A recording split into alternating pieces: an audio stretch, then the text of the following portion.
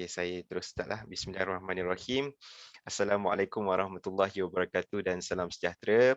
Alhamdulillah hari ini kita dapat bersama-sama untuk mengikuti siri kedua Ansara Muda Ramadan Talk Series yang mana kita akan bersama-sama dengan tetamu kita iaitu Dr. Khair Razlan bin Uthman, batch 98, yang merupakan lecturer di Faculty of Engineering and Technology FET Multimedia University Melaka dan juga merupakan Wall of Fame MRSM Typing bagi sesi 2021 untuk batch 1998. Terima kasih diucapkan kepada Dr. Khair Razlan kerana sudi untuk bersama-sama kita pada Ramadan pertama hari ini, yang mana kita akan bersama-sama mendengar perkongsian daripada Dr. Khair Razlan tentang tajuk dia. Tajuk siri ini ialah Tepin Cinta Nabi Siri Pertama, yang mana tajuk dia Wahyu Ilahi Tarbiyah dari Langit dan Tinggi. InsyaAllah sebelum kita mulakan sesi kita, kita start dengan Ummul Kitab Al-Fatihah.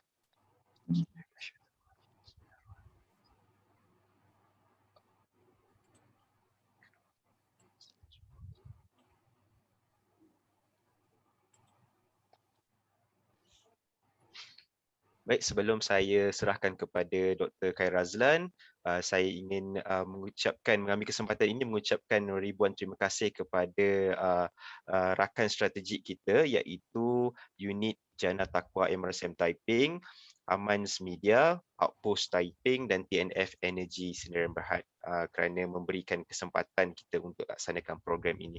Baik, tanpa melengahkan masa, saya serahkan sesi ini kepada Dr. Khair Razlan. Dipersilakan. Ya, Assalamualaikum warahmatullahi wabarakatuh. Alhamdulillah, nahmaduhu wa nasta'inuhu wa nastaghfiruh wa na'udzu bihi min syururi anfusina wa min sayyiati a'malina. May yahdihillahu fala mudilla lahu wa may yudlil fala hadiya lahu. Wa nashhadu an la ilaha illallah wa nashhadu anna Muhammadan abduhu wa rasuluh. Rabbi shrah li sadri wa yassir li amri wahlul 'uqdatam min lisani yafqahu qawli. Allahumma ja'alna mubarakan aina kunna, Allahumma faqihna fid din, Allahumma faqihna fid din, Allahumma faqihna fid din, wa 'allimna at-ta'wil wa hdina ila siratal mustaqim.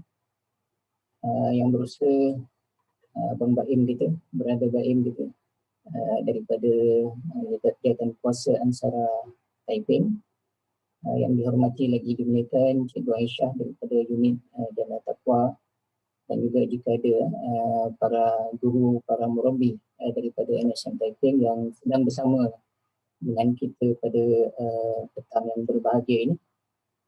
Jadi pertamanya kita rafakkan sendiri kesyukuran kepada Allah SWT yang menggunakan kita kesempatan dalam mungkin kepenatan di hujung hari.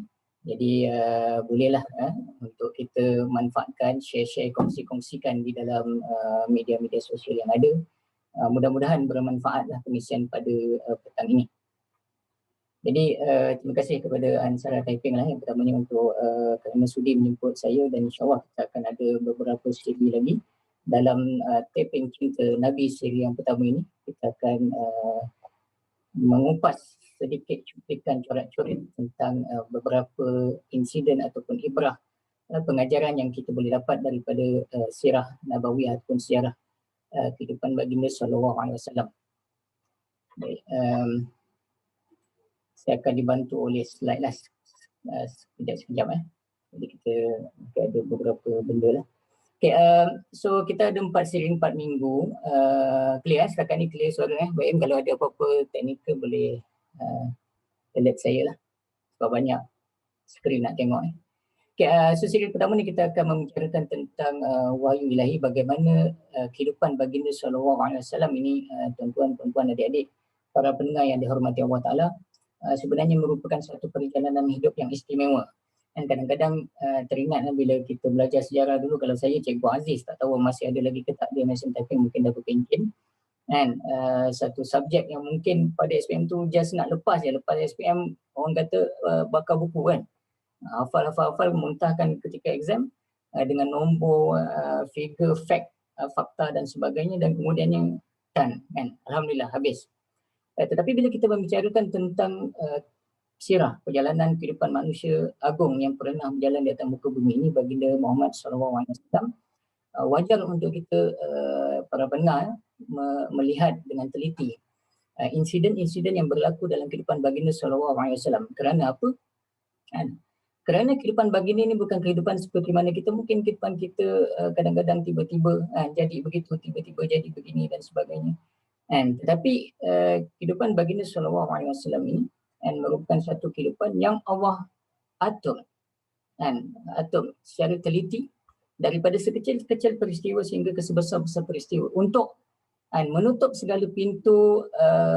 Mana kata, kalau orang yang kemudian kata ni kalau Rasulullah berada, kadang-kadang kita dengar orang hari ini kata kalau Rasulullah hidup di zaman aku niscaya dia akan ikut apa yang aku buat dan sebagainya. Jadi ini semua kata-kata yang tidak melihat kembali ke belakang, melihat kembali sejauh mana Allah telah menurunkan pengajaran-pengajaran, solusi-solusi dan penyelesaian masalah melalui kehidupan baginda sallallahu alaihi wasallam sendiri. Jadi kita akan bincangkan sedikit sehingga mudah-mudahan sampailah kita ke tahun kenabian, tahun 40, tahun kami lah batch 98, tahun kenabian, 40 tahun life start at 40. Dan kemudiannya siri kedua kita akan membincangkan tentang pembentukan masyarakat beragenda. InsyaAllah kita akan sambung kupasan itu sehingga kepada Perang Badar, bagaimana baginda SAW membina negara Madinah Al-Munawwarah itu dengan segala bentuk ciri-ciri kenegaraan yang kalau kata kita hari ini melihat nilai siasat ataupun politik dan sebagainya, saya kita akan melihat bahawa contoh yang terbaik telah pun dipertontonkan oleh baginda Rasul sallallahu alaihi wasallam. Kemudiannya pembukaan Mekah dan semua benda-benda peristiwa ini berlaku di dalam bulan Ramadan. Itu signifikannya. Jadi wahyu diturunkan pada, kalau kita lihat nanti kita akan sambut nuzul Al-Quran pada 17 Ramadan. Ada setengah riwayat mengatakan 21 Ramadan dan sebagainya. Yang penting dia berlaku pada malam yang penuh barakah. Kemudiannya Perang Badar juga berlaku pada Ramadan tahun kedua Hijrah. Dan pembukaan Mekah juga berlaku pada 21 Ramadan tahun ke-8 Hijrah. Dan kemudiannya kita akan menutup siri taping Cinta Nabi ini dengan what's next.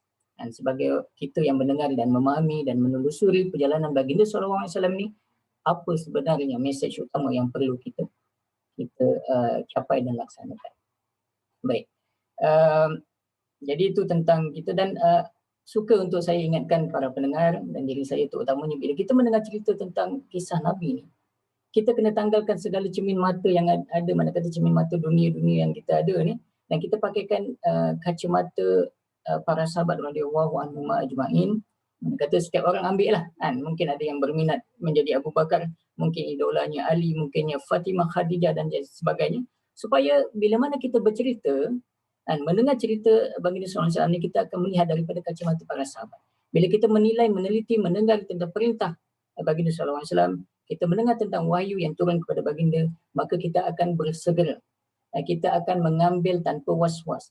Kita akan cuba melaksanakan perintah baginda Rasulullah SAW dan juga Allah melalui kalam baginda SAW ini dengan penuh sungguh-sungguh.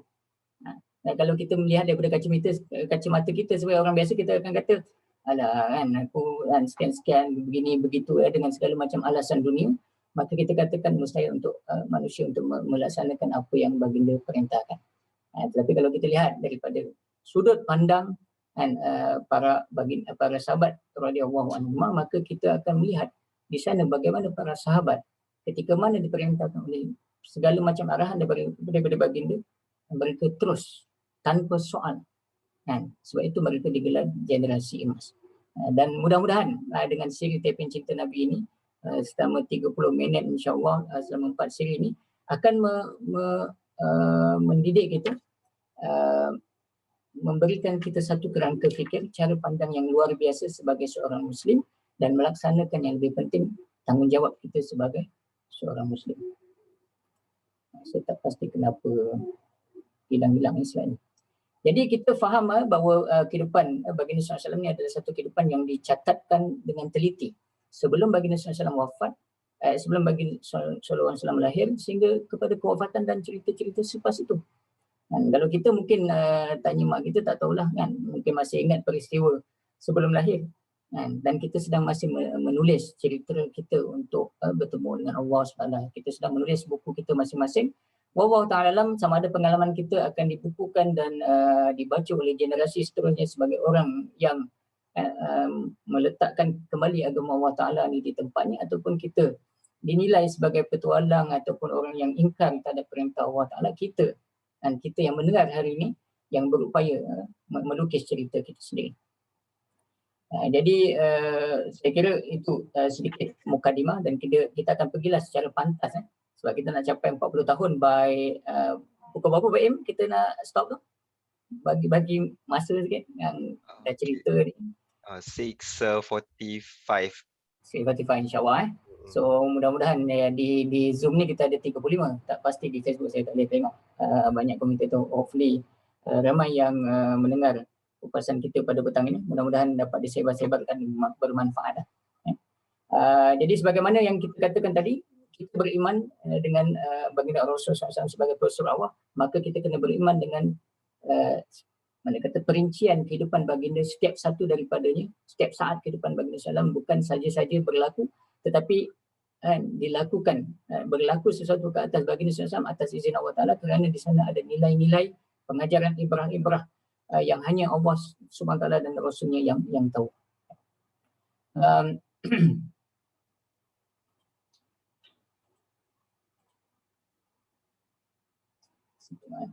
Jadi Allah SWT berfirman dalam surah Al-Ahzab dan juga beberapa surah yang lain, antaranya surah Al-Mumtahanah, laqad kana lakum fi rasulillahi uswatun hasanah liman kana yarjullaha wal yawmal akhir wa dzakarallaha katsira. Dan demi sesungguhnya bagi kita, kadang-kadang saya baru ni Sabtu yang sudah memberikan satu seminar kepada belia-belia kita di Universiti Malaya, dan saya buat sedikit kita kata kuis lah kan, bertanya tentang idola mereka. Ada yang menulis itu artis, ada yang menulis itu menteri-menteri dan sebagainya, ada yang menulis tokoh-tokoh lain. Jadi pada kita sebagai umat Islam yang berada di tangga teratas, carta teratas pastinya baginda SAW, dan setiap perlakuan, kata-kata, segala macam bentuk yang lahir daripada mulut perlakuan baginda SAW merupakan satu contoh yang wajar kita ikuti, dan ada sebab mana kata kita ingin menjadikan orang lain sebagai idola kita. Jadi ini satu benda yang saya akan ulang-ulangkan supaya kita tidak jemu kalau kita ada masalah dalam kehidupan kita barangkali, masalah di tempat kerja ataupun kehidupan berkeluarga dengan anak-anak. Baginda SAW adalah mana kata menunjukkan contoh sebagai panglima tentera perang dalam kenegaraan, ketua politik.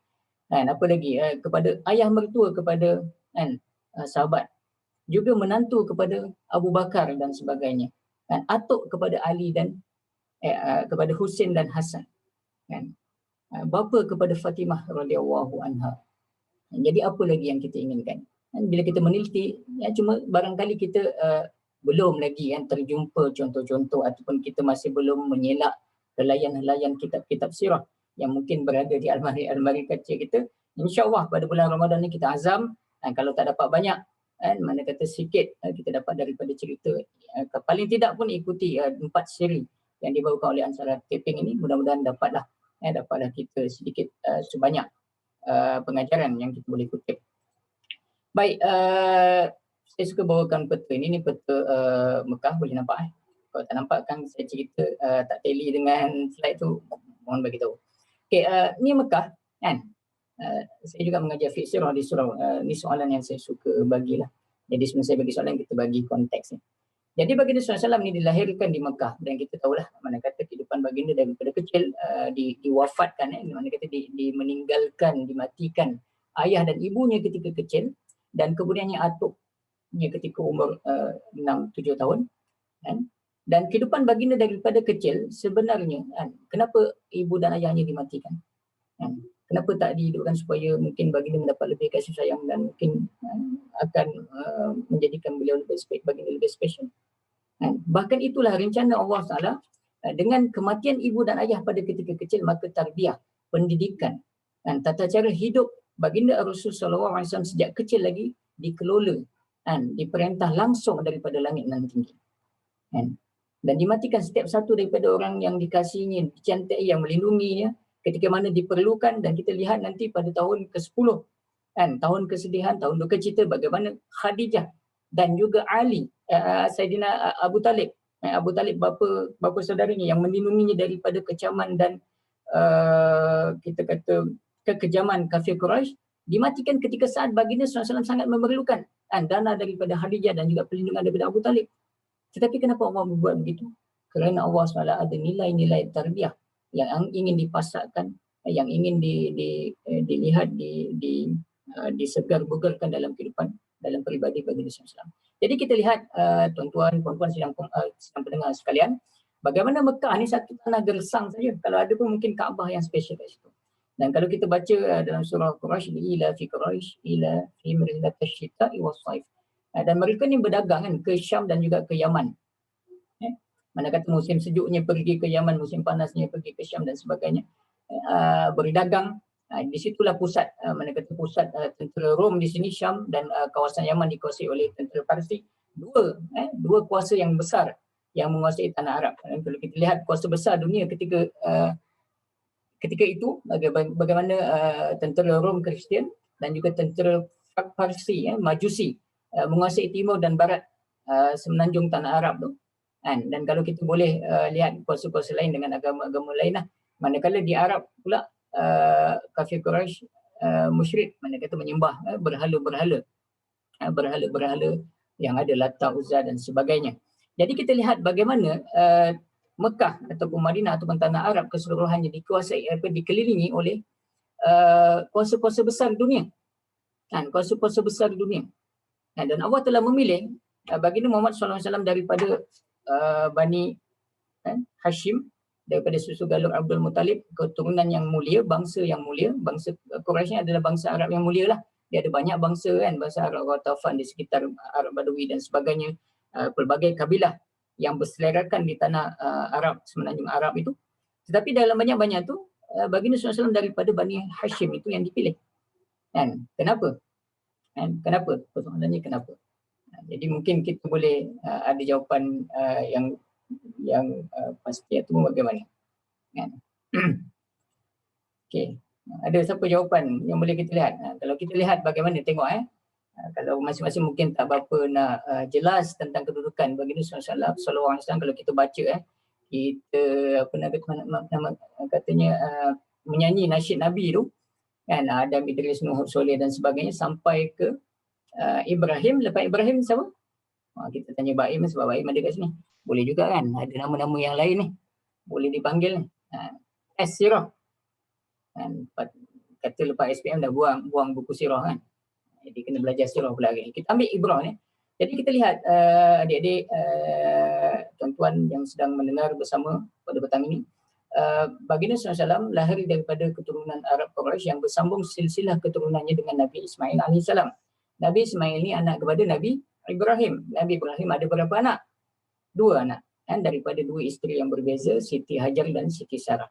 Jadi Siti Hajar dan Ismail ditinggalkan di bumi Mekah, dan begitulah perintah sa'i dan sebagainya. Kita lihat air Zam-Zam dan sebagainya tu mungkin tidak dapat kita kupas hari ini. Mungkin nanti di kemudian hari kita adakan kelas sirah yang lebih teliti. Tapi kita nak pergi snapshot.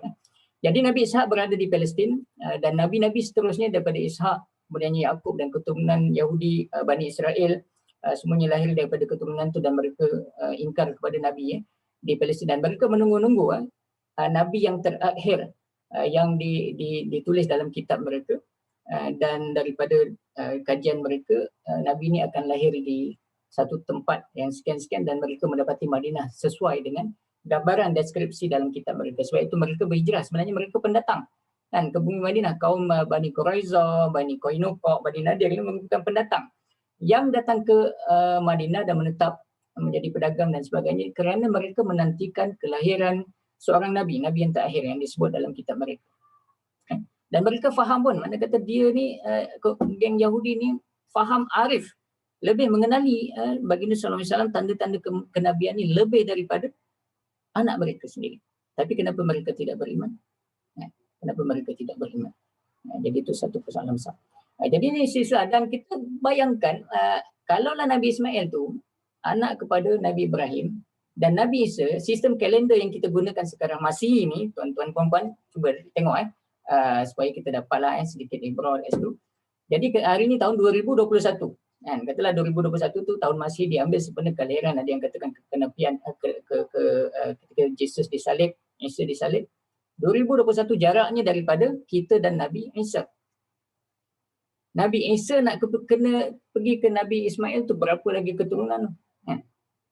Jadi mana kata panjang tu daripada Nabi Ismail sehingga lahirnya baginda Rasul sallallahu alaihi wasallam, mesej-mesej ilahi, kita panggil mana kata wahyu-wahyu itu sudah terputus lama. Dan barangkali mungkin lebih ribuan tahun, puluhan ribuan tahun. Sebab itu kita dapati mereka masih menunaikan haji, kan. Ada yang bertawaf dengan berbogel dan sebagainya sekiranya tidak membeli daripada Bani Makhzum yang menjaga pakaian orang yang menunaikan haji dan sebagainya. Dia masih ada ritual-ritual kan, yang masih peninggalan daripada Nabi Ismail alaihissalam. Kan. Cuma nak kata benda tu saban tahun, kan. Saban tahun sama juga macam kita, kan. Ada di antara kita yang memahami agama daripada perspektif ataupun kacamata yang tersendiri, dan daripada bacaan-bacaan mereka sendiri yang sudah mungkin barangkali dicampur adukkan dengan cerita-cerita Israeliat ataupun mungkin tokoh tambah orang-orang, tanpa kita pergi kembali ke punca utama sirah Nabi, Quran dan hadis Nabi yang ditinggalkan kepada kita. Jadi nak cerita kat sini, kesimpulan pertama tuan-tuan dan puan-puan, kesimpulan pertama daripada bila kita faham silsilah baginda sallallahu alaihi wasallam daripada satu bangsa yang dimuliakan oleh Allah SWT dan bangsa Quraisy ni, dan Nabi yang terakhir, dan senang ceritanya apa hikmah di sebalik itu. Dan kita mendapati baginda SAW ketika dilahirkan, menerima wahyu pada umur 40 tahun itu, baginda SAW hanya seorang-seorang. Kalau boleh, siapa yang baca Arab tu boleh baca, kan. Saya dah bariskan. Kaifa istata' rajulun wahidun Muhammad ibn Abdullah ayyakifu wahdahu fi wajhi dunya kulliha. Dan bagaimana? Persoalannya bagaimana? Kadang-kadang hari ni kita, tuan-tuan, puan-puan, adik-adik nak sampaikan mesej Islam kepada barangkali jiran tetangga kita yang bukan beragama Islam, kawan-kawan sekerja kita, tentang mesej Islam kita acuh tak acuh atau takut-takut kena reject dan sebagainya, ataupun ingin menegur saudara Islam kita yang berbuat perkara maksiat, kita rasa takut-takut. Cuba kita bayangkan, tadi masing-masing dah pakaikan kacamata para sahabat tu, kan. Cuba kita bayangkan kesengsaraan, perit jerih, keringat yang dikeluarkan oleh makhluk yang kita akui, kita cintai ini, baginda Rasul sallallahu alaihi wasallam ini. Kan, bagaimana usaha baginda seorang-seorang dicampakkan di tanah Mekah yang gersang itu, dan seluruh kelilingnya adalah orang yang menyembah berhala. Kan. Dan dia kalaulah kita tak boleh nak bayangkan dia berhadapan dengan Rom dan Parsi di kemudian harinya, cukuplah untuk kita bayangkan masyarakat Arab jahiliah itu pun dah sengsara dah. Kan. Dan bagaimana akhirnya baginda SAW meruntuhkan segala macam tembok-tembok kekufuran ini dan membangkitkan tanah Mekah, seluruh tanah Arab keseluruhannya dengan syiar Islam. Jadi kita tidak bermula seorang-seorang, kan. Kita bermula sebelah. Kalau kita tengok hari ini saja, di dalam Zoom saja kita ada 33, tak termasuk mereka yang mendengar secara online, kan. Jadi tak sepatutnya kita malu-malu Allah untuk menyampaikan mesej Allah SWT, untuk kita mengajak bersama, sama ada Muslim yang sudah terlupa asal-usul mereka ataupun bukan Muslim, untuk memahami keindahan agama Islam ini sendiri. Jadi daripada itulah, kan, sedikit selingan. Ini gambar saya lah ketika graduasi di Oxford. Jadi saya selalu tanya ni soalan ni cukup puas kepada pakcik-pakcik, sebab tak ada orang muda dengar ceramah saya di masjid. Jadi pakcik-pakcik lah. Jadi mudah-mudahan yang berada di Zoom hari ini, tuan-tuan puan-puan yang umurnya mungkin lebih muda daripada saya sendiri, dan mudah-mudahan akan lebih faham pengisian saya dan akan menyampaikan dengan lebih baik lah.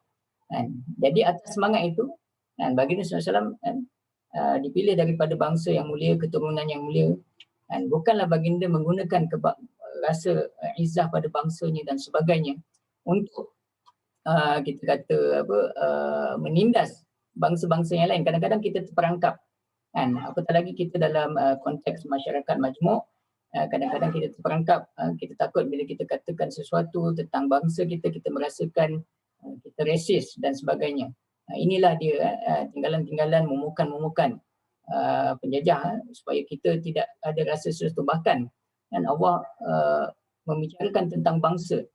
Dan dalam surah Al-Hujurat ayat 13 Allah kata, dan aku jadikan bangsa ini untuk kamu saling lita'arafu, kenal mengenali.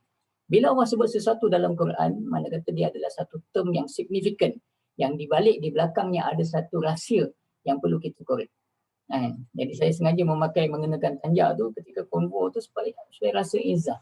Dan sebagai bangsa Melayu yang menghuni tanah Melayu ni, dan dulu mana kata kan Indonesia, Vietnam, Myanmar sehingga ke New Zealand ataupun South Africa itu kan empayar Islam Melaka. Kan mereka menganut Islam dan menyebarkan Islam sehingga dasar pecah perintah daripada penjajah dan sebagainya. Seharusnya kita merasa mulia dengan tinggalan nenek moyang kita yang berjuang untuk menyebarkan Islam di rantau Nusantara ini. Dan sepatutnya kita menyambung menambah baik peranan mereka dalam membawa wahyu Allah Ta'ala di muka bumi ini. Itu tentang keturunan alam bangsa. Mana kata tak ada kontradiksi ataupun konfrontasi antara bangsa dan agama kita, bangsa Melayu yang Allah muliakan dengan Islam, dan kita kena mana kata membawa risalah ini dengan penuh sungguh-sungguh. Baik, kemudiannya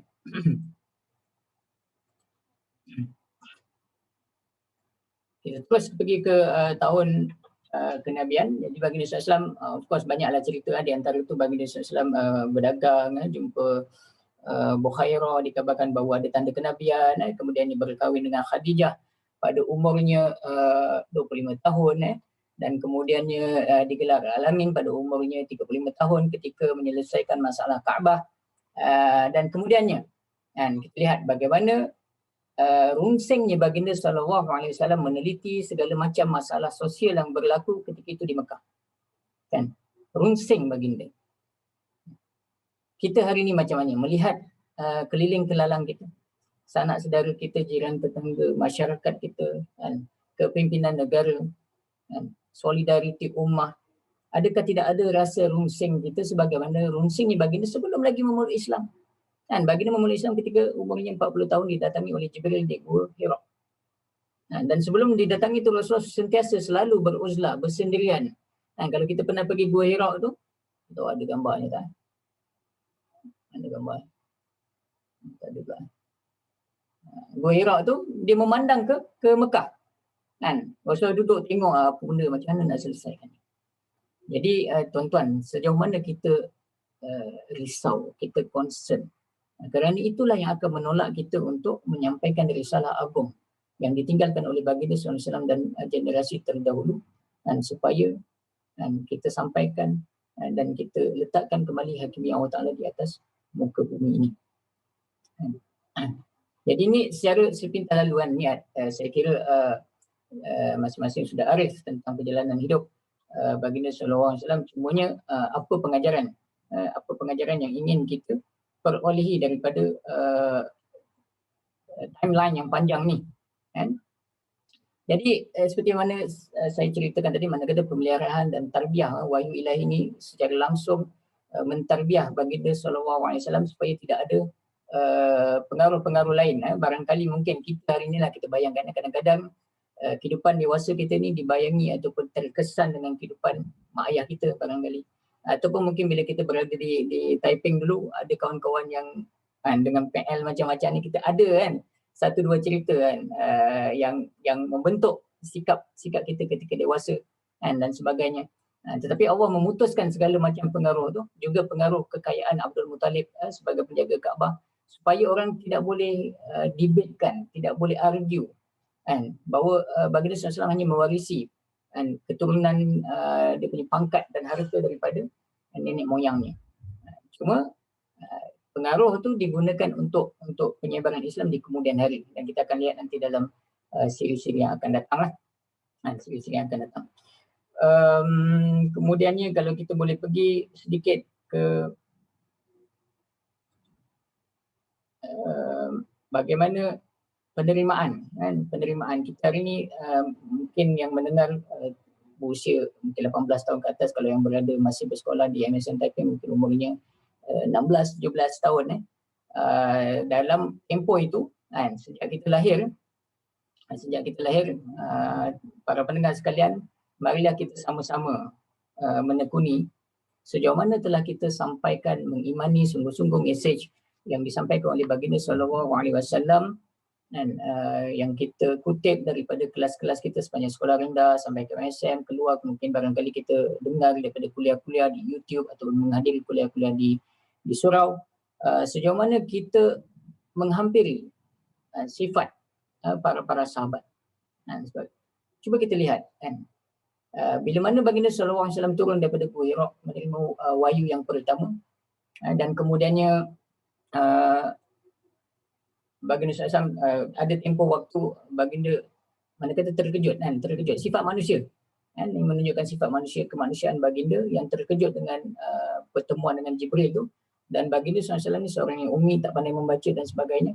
Jadi benda ni semua ada sebab kenapa Allah pilih begitu, supaya ia menidakkan tuduhan-tuduhan orientalis di kemudian hari yang mengatakan bahawa baginda SAW ini seorang yang mungkin dah bijak pandai dan dia mereka sendiri Quran tu dengan kepetahan bicaranya dan sebagainya. Bahkan semua yang keluar daripada mulut baginda adalah daripada tataan dan tuntunan secara langsung daripada langit yang tinggi. Dan kita lihat, mungkin kita ambil tak banyak petang ini, kita lihat bagaimana Abu Bakar. Sidang pendengar sekalian, kita lihat Abu Bakar. Abu Bakar ini kalau ditimbang pahalanya di sebelah kanan, sebelah kiri campurlah Baim, campur saya, campur tuan-tuan, campur Cikgu Aisyah yang ada, adik-adik yang mendengar, campur lagi para sahabat-sahabat yang lain, Uthman, Zubair bin Auf dan sebagainya, ini barangkali tidak akan pernah sama. Sebab apa? Sebab daripada lidah lisan Abu Bakar ini mengajak yang lain. Apa yang Abu Bakar pernah dengar, tuan-tuan, puan-puan yang dikasihi sekalian, ketika hari pertama dia mendengar tentang baginda SAW menerima wahyu, lantas dia memeluk Islam dan mengajak lagi 6 orang sahabat untuk sama-sama memeluk Islam. Ketika mana orang lain ragu-ragu mendengar cerita tentang Isra Mi'raj dan sebagainya, bagi Abu Bakar menerima tanpa soal jawab. Iman Abu Bakar. Cuma saya nak bawakan Abu Bakar ni, mana kata Quran ketika itu baru turun Iqra bismi rabbikal ladzi khalaq, baru turun 5 ayat yang pertama. Dan kemudian lepas 40 hari baru turun ya ayyuhal mudaththir qum fa'anzir wa rabbuka fakabbir, dan kemudian baru Rasulullah pergi kepada rakan-rakan yang terdekat untuk dakwah secara rahsia. Cuma mutu yang ada pada Abu Bakar ini satu mutu yang barangkali kehilangan daripada diri kita. Dalam keadaan dia tak tahu apa-apa pun tuntutan daripada Islam, tapi dia begitu percaya tentang mesej ketuhanan, bahawa Allah adalah di sana adanya Tuhan yang maha mencipta, yang maha agung, yang memerhati setiap kehidupan, saat kehidupan kita. Dan baginda SAW sebagai Rasul, itu saja sudah cukup untuk beliau berbuat kerja dakwah. Jadi kita hari ini apa lagi alasan? Kalau nak kata khatam Quran, dah khatam banyak kali. Setiap kali Ramadan, insyaAllah barangkali sekali, insyaAllah Ramadan tahun ini mungkin tambahlah 2 kali, paling tidak 3 kali, kan, bertambah-tambah. Kita lihat bagaimana sahabat berlomba-lomba untuk menyampaikan mesej Islam. Dan tak sama orang yang awal dengan orang yang kemudian. Sebagaimana kita faham, 10 sahabat yang dimasukkan ke syurga lain dia punya tahap dengan mereka yang hadir dalam perang Badar, dan lain juga oleh dengan sahabat yang memeluk Islam selepas Fathul Mekah. Jadi ini beberapa level para sahabat. Even Khalid pun baginda SAW tegur, ya Khalid, jangan perapakan, jangan kau cakap sesuatu yang menyakiti sahabatku. Padahal ketika itu Khalid sudah sahabat. Tapi dia berkata sesuatu yang mencederakan emosi Abdul Rahman Al-Auf, sampai report laporan kepada baginda panggil Khalid. Jadi ini level tingkatan para sahabat.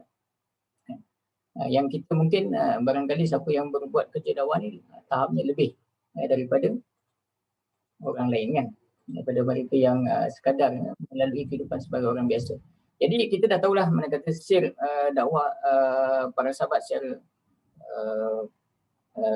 terang-terangan. Kemudiannya baginda pada tahun ke-3 kenabian menerima satu ayat daripada surah Asy-Syu'ara ayat 214, wa anzir ashiratakal aqrabin, dan ketika itu baginda sallallahu alaihi wasallam pun mula memanggil kaum kerabat terdekat Abu Lahab dan sebagainya untuk menyampaikan risalah dakwah. Jadi sebelum habis lagi seminit ni, jadi saya nak bawakan mesej yang terakhir. Kita sebab 30 minit agak kejam untuk kita memperlakukan sirah Nabi, tapi insyaAllah tuan-tuan para pendengar, kita belajarlah sesuatu daripada hari ini, dan mesej yang saya nak sampaikan sebelum tamat dan kita sambung pada siri yang akan datang. Marilah kita sama-sama menilai kembali kita punya rukun Islam. Hari ini kita menunaikan rukun Islam yang ke berapa? Puasa ni. Ni saya makan rukun Islam. Kalau tak lepas ni SPM tak lepas ni. Adik-adik. Kan? Okey. Kita lihat balik ni teori masing-masing kita boleh. Kita ada 2 kalimah syahadah. Kenapa susunannya begitu? Kenapa susunannya begitu? Saya letakkan tanda soal kat situ. Okay. Ibadah solat, tak tahulah kenapa dia jadi macam tu, nampak belakang pula background. Okey, setiap rukun Islam ni para pendengar, ini mesej terakhir, dan kalau lah yang tadi tu dapat, yang ni dengar elok-elok, hadamkan kan, buka puasa nanti doakan supaya adik-adik dapat mesejnya dan laksanakan. Bila solat kita ada ibadah dia, ada ritual dia, dan kemudiannya ada tempoh masa. Jadi setiap solat, contohnya solat maghrib nanti kan, daripada terbenamnya matahari sehingga terbitnya warna-warna merah, hilangnya warna-warna merah daripada langit dan sebagainya. Kalau kita nak sembahyang maghrib selepas itu, dia tak boleh nama maghrib, dia panggil maghrib qada lah. Dan dah masuk isyak pula. Jadi dia mungkin sedikit sukar. Sebab apa? Sebab ada 5 kali sehari dan sepanjang hidup kita kena buat benda tu. 5 kali sehari, setiap hari kita kena buat. Kita pergi ke bawah sikit levelnya, yang apa yang kita sedang buat hari ini, iaitu berpuasa di bulan Ramadan. Rumit tak? Mungkin rumit sikit, tapi lebih mudah daripada solat sebab kita hanya perlu 30 hari saja daripada menahan diri daripada lapar dan dahaga dan perkara yang membatalkan puasa. Ni SPM punya skema kan, daripada terbit matahari, daripada terbit matahari hingga terbit fajar hingga terbenam matahari. Dan ada je punya duration. Kita pergi ke seterusnya. Dan menjadi semakin senang lagi, zakat. Adik-adik mungkin tak bayar zakat kan, adik-adik SPM yang berada di MSN Typing sekarang mungkin tak bayar zakat. Ayah-ayah yang bayarkan kan. Dan mungkin pada satu ketika kita tak bayar zakat, kita pula terima zakat sebab asnaf dalam keadaan kesimpitan wang dan sebagainya. Sebelum COVID dan sebagainya mungkin ada yang terkesan. Jadi dia lebih mudah lagi. Tapi dia ada ritual dia, ada benda yang diperlukan. Kalau kata zakat fitrah, dia hanya berlaku valid dalam bulan Ramadan. Kalau kata zakat itu satu haul, ikut haul dia kan, ikut dia punya kitaran zakat dia. Semua ada waktu dia. Dan kemudian haji lagi mudah. Sebab apa? Kalau kata kita tak berkesempatan, tak berkemampuan, gugur kewajipan. Cuma masing-masing kena letak lah kan persediaan untuk ke situ. Dan dia hanyalah beberapa hari saja kan. Al-Hajjul Arafah kan. Kita wukuf di Arafah, ada tawafnya dan sebagainya. Sekali semua hidup. Mudah. Now, soalan saya untuk mematikan kita punya sirah hari ini, tuan-tuan, 2 kalimah syahadat ni tempatnya di pertama. Tetapi adakah begitu mudah dengan kita melafazkan asyhadu an la ilaha illallah wa asyhadu anna Muhammadan abduhu rasul? Kata orang mungkin 17 kali sehari kalau dia menunaikan solat fardu. Kan? Yang mana anak saya yang umur 4 tahun pun mungkin boleh ungkapkan dengan begitu lancar. Kan? Kita ajak adik-adik kita di tadika, taskah, pasti dan sebagainya boleh mengungkapkan 2 kalimah syahadat dengan lancar. Ada begitu mudah. Kan? Rukun Islam yang pertama yang diletakkan di tangga pertama ini. Inilah yang rahsia kebangkitan umat.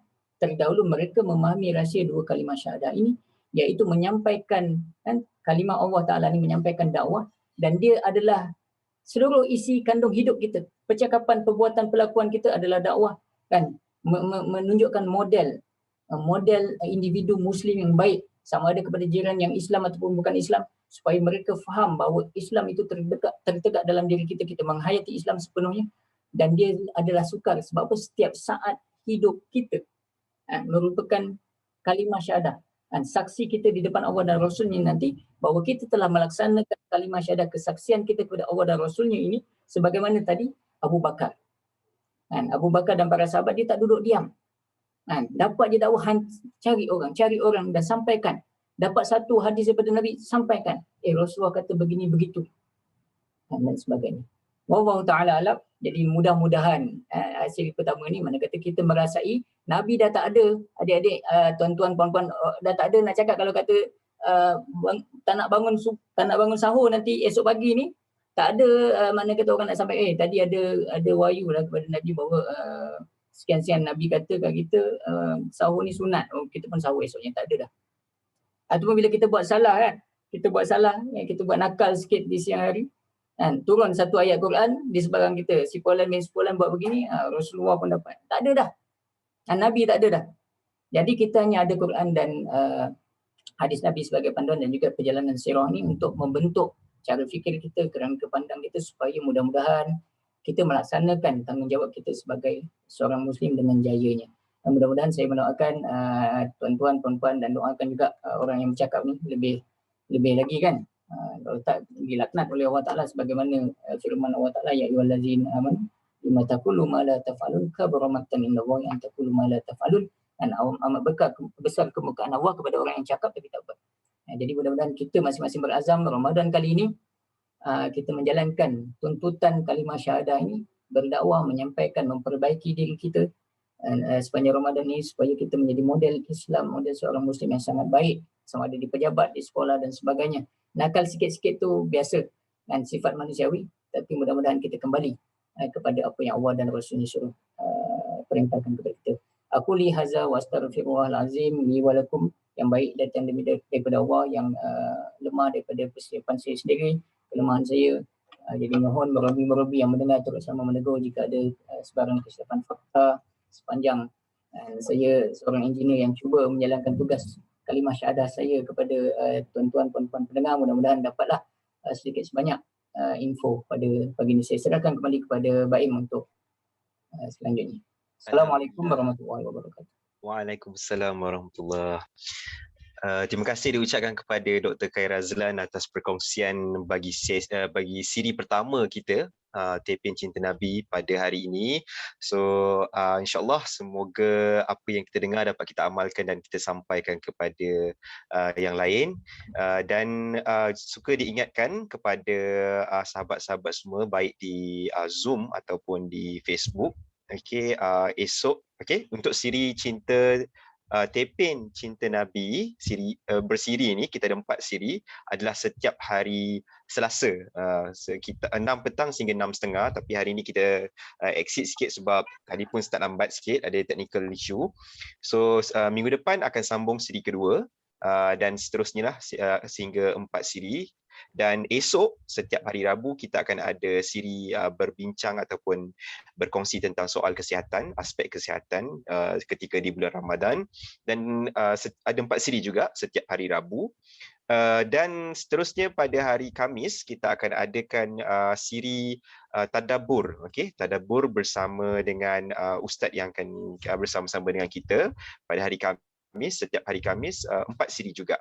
So insya-Allah sama-sama kita berdoa dan kita manfaatkan peluang dan ruang yang ada untuk kita memperbaiki diri kita dari semasa ke semasa dan menjadikan diri kita lebih baik sepanjang Ramadan ini dan seterusnya insya-Allah. Baik, sekian sahaja daripada saya. Sebelum itu saya ingin sekali lagi mengucapkan ribuan terima kasih kepada unit Jannah Taqwa MRSM Taiping, rakan strategi Ansara Taiping iaitu Amans Media, Outpost Taiping dan juga NF Energy Seram Berhad atas perkongsian platform ini kepada kita. Sekian sahaja daripada saya. Kita sudahi majlis kita ataupun pertemuan kita dengan tasbih kifarah dan surah Al-As. Subhanakallahumma wa bihamdika asyhadu an la ilaha illa anta astaghfiruka wa atubu ilaik.